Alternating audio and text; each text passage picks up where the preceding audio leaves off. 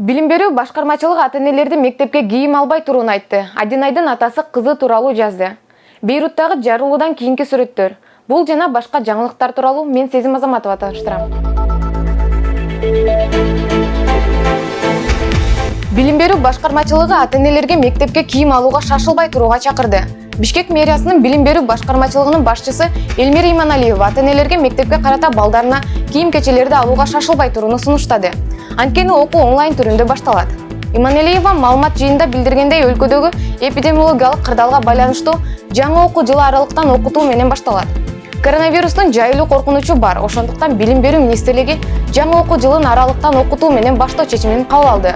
Бүгүнкү күндө 1-класстын окуучулары боюнча маселе талкууланууда.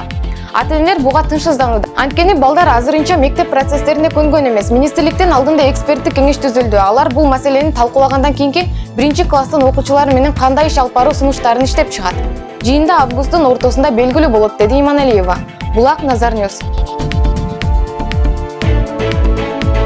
Убактылуу стационарда каза болгон Адинай Мырзабекованын атасы Замир мырза кызын эскердип, элдин баарын ыйлатты. Бишкекте убактылуу стационарда каза болгон студент Адинай Мырзабекованын атасы Замир мырза кызын эскерип, элдин баарын ыйлатты. Атанын кызынын туулган күнүндө карата эскерүүсү. 2 август күнү Адинай кызыбыздын туулган күнү эле, 22 жашка толмок. Жеке буюмдарынын ичинде бир блокнот бар экен. Ошол блокнотко жашоо, өмүр жөнүндө ойлорун жазып, анан ал ойлорду уюлдук телефонуна жаздырып коюптур. Ар бир сөзүн угуп алып ыйладык. Кече чогуу окуган курсташтары келди. Алар Адинайды эскеришсе, жашообуз токтогон жок. Окуу жайдын ректору келип, Адинайды окуу жайыбызга алып калабыз деген кадрлардын бири болчу. Мыкты студентибиз деп документтерин даярдап жүрчүбүз деп ыйлады. Обсервацияда чогуу иштегендери келип, көп нерселерди айтышса, ушундай жүрөгүбүз жанчылды. Коргончу кийим менен 11 саат бир тамчы сууртпай кызыл зонада иштегендик. Бул дарыгерлер үчүн кандай азап болгондугун элестетип, аябай жаман болдук. Ушундай тердегенден респираторлордун ичинде толгон терди жутуп жүрө беришчү экен. 11 саат туалетке барбай иштегенден сууну көп ичпей сактанышчу туура. Кызыл зонадан чарчап чыккандан кийин кийимдерди чечип, муздак душка түшүп, суудан ичип, тамак ичкенге шаймандары келбей уктап калышчу экен. Эс алып эле кайра иштеш керек да.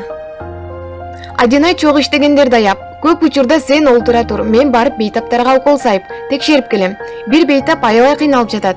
Карап келейинчи деп, ар бир бейтап менен баарлашып, өмүр сакчылык милдетин аткарыптыр. Чуркап эле иштеп жүргөндөрүн көрүп, биз да аябай таң калып, келечекте мыкты дарыгер болот экен деп койчубуз деп эскеришти. Ушундай кыйналгандарынын бирин да бизге айткан жок эле. Дагы калып иштейм, дарыгерлер жок болуп жатат.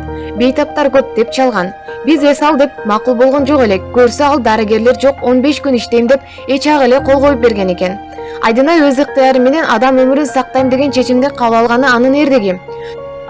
4 кызым бар, Адинай экинчи кызым. Элдин башына кыйын күн түшкөндө карап турбастан өз милдетин аткаргандыгын кабыл алууда да. Орду толбой турган жоготууну кабыл алуу ата менен энеге өтө оор.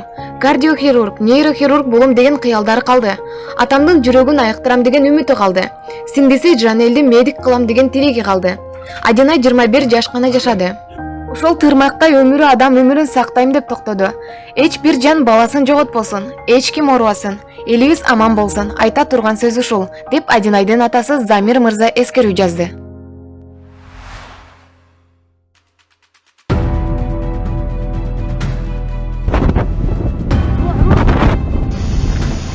Үрөй учураган жарылуу болгон жерден алынган сүрөттөр. Бейруттагы трагедия. Шаардагы имараттар жабыркаган, жаракат алгандардын көптүгүнөн улам ооруканалар толуп кеткен. Соңку маалыматтарга ылайык, жарылууда каза болгондордун саны 70-тен ашты. Ливандык саламаттык сактоо министрлигинин маалыматы боюнча 4000ден ашык адам түрдүү жаракаттарды алышкан.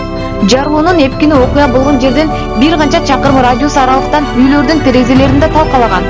Иорданиянын сейсмологиялык обсерваториясы Бейруттагы жарылуу 4,5 балдык жер силкинүүгө барабар болгондугун аныктаган.